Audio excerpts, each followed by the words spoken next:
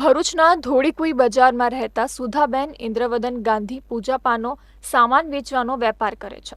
3 માળના મકાનમાં નીચે તેઓની દુકાન આવેલી છે અને ઉપરના ભાગે તેઓએ પૂજાપાનો સામાન સ્ટોર કર્યો હતો. ત્યારે આજરોજ બપોરના સમયે ઉપરના માળે અચાનક આગ ફાટી નીકળી હતી.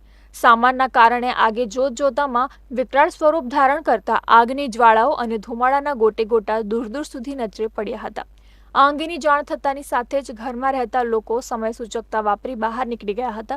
પરંતુ જૂના ભરૂચના ગીચ વિસ્તારમાં આગ લાગતા અફરાતફરીનો માહોલ સર્જાયો હતો. આ અંગેની જાણ થતાની સાથે જ ભરૂચ નગરપાલિકાના એક પછી એક 6 ફાયર ટેન્ડરોએ ઘટના સ્થળે આવી પાણીનો મારો ચલાવી આગ પર કાબૂ મેળવ્યો હતો.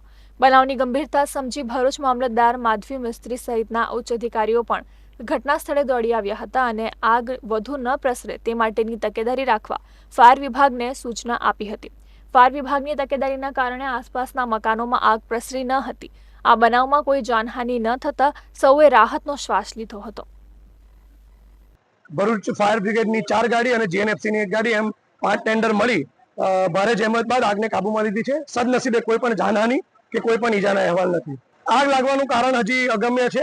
શોર્ટ સર્કિટ અને ખૂબ જ જૂનું મકાન છે, તો લાકડાનું મકાન છે, જેથી આગ ખૂબ જ ઝડપથી પ્રસરી હતી.